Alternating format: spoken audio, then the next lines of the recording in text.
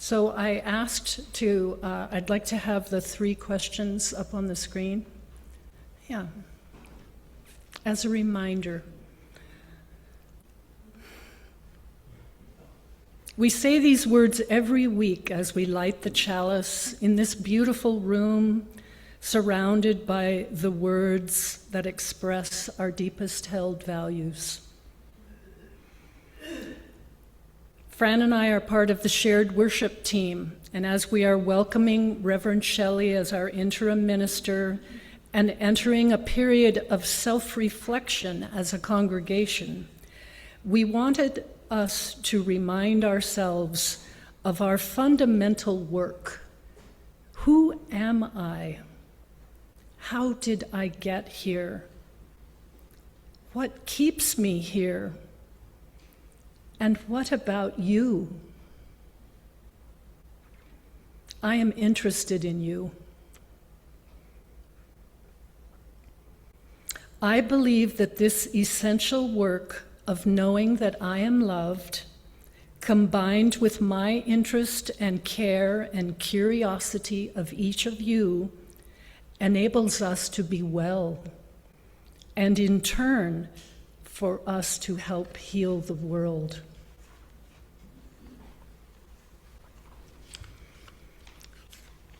Three people responded to our email. I know the summer is a busy time. I was hopeful. Victoria Seaver responded that she felt she belonged when she discovered this is a congregation of shared values and that spiritual self-discovery is fostered, and when she felt accepted for who she is. The thing she receives from the church is kindness.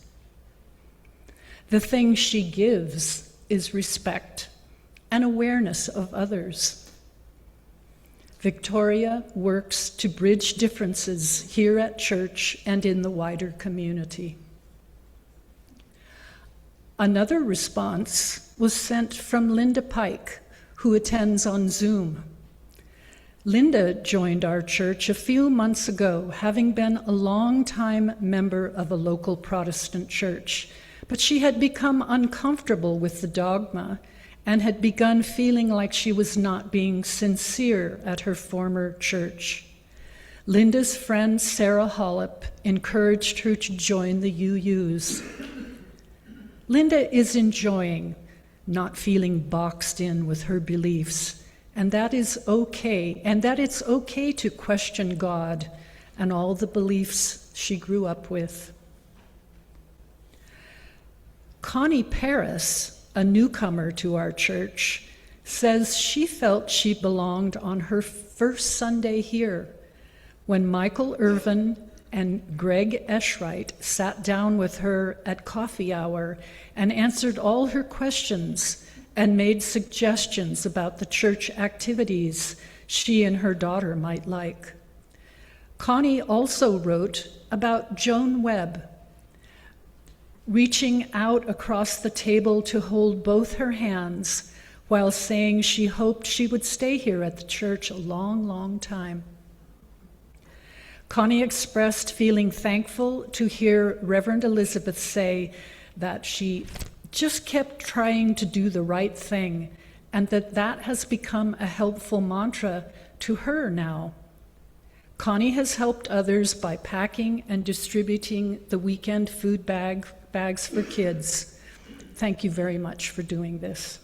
Thank you, all of you who helped do that. I first felt like I belonged to this church ever since I agreed to be part of a pledge drive planning committee about 30 years ago. I've told this story before. Margaret actually asked me if I would be the chair of it, not having been to this church for very long, which I declined, but I agreed to be on the committee.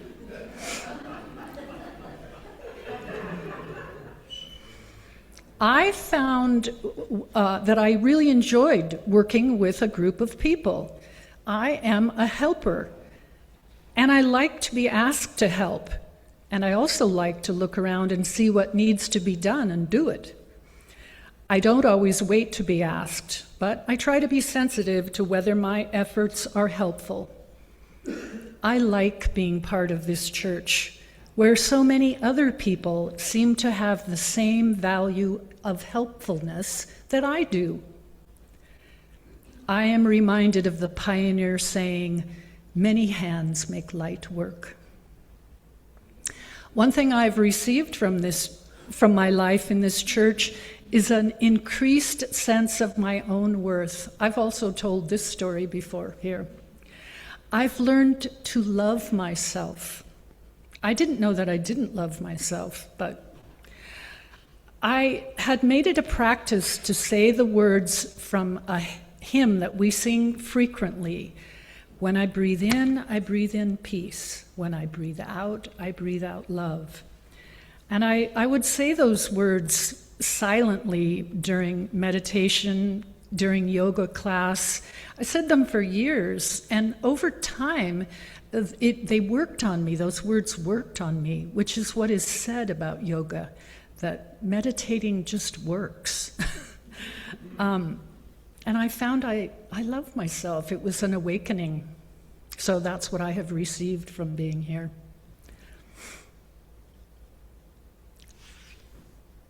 And now Fran has a story to tell about a time what led her to UUCP. Sometimes the seeds we plant take a long time to sprout and blossom. What drew me to the UU Church? I think the church called to me before I even knew its name. My first job in education was as a TA at a school named for a prominent UU minister, Thomas Starr King, who was a minister during the time of the American Civil War. My first day on the job, I was offered the chance to return to school on a scholarship to pursue a bilingual teaching credential, and I grabbed that opportunity. I view now teaching was my life's calling and a step forward in my spiritual journey. Eventually, when I retired and moved to Moscow, I found myself drawn to this church. Every day that I walked into town, I passed the church. Every organization that I belonged to met in this church. Was it telling me something? In one of the organizations, PFLAG, I met Reverend Elizabeth, who enlightened me about the nature of Unitarian Universalism. I was intrigued by the values I held in common with the church and occasionally attended services. But the catalyst for me joining was when Donald Trump won his first presidential election. So I'm actually grateful to him. You never know what things inspire wonderful spiritual revolution. I realized I needed the spiritual backup, and it was then that I found my community, my spiritual home. When I think of a time I helped someone else, a memory from years ago pops out in my mind. I wasn't a UU or even yet a teacher, but this experience framed for me how I wanted to serve others in my life.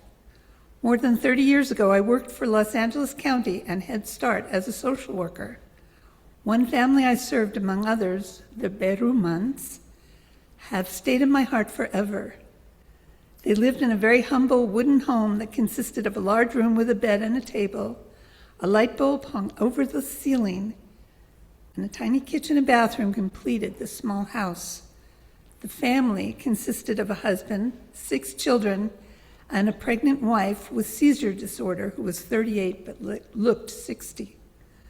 Mrs. Beruman expressed to me her gratitude for what she had in the U.S.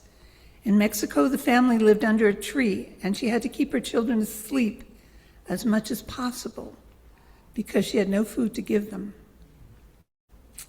I spent a lot of time working with this family, connecting them with legal services, taking Mrs. Beruman to the county hospital for prenatal exams, getting them government surplus food, and much more. When I brought a person from Planned Parenthood to speak to the Head Start mothers, which I was very nervous about because I didn't know if they would be offended, I was stunned to learn that most of the women didn't know that pregnancy could be prevented. They all opted for the pill, except Mrs. Beruman. She wanted her tubes tied after she gave birth. When I visited her in the hospital after she gave birth to her 7th child, a boy, she smiled at me and said in Spanish, "No more babies, no más hijos."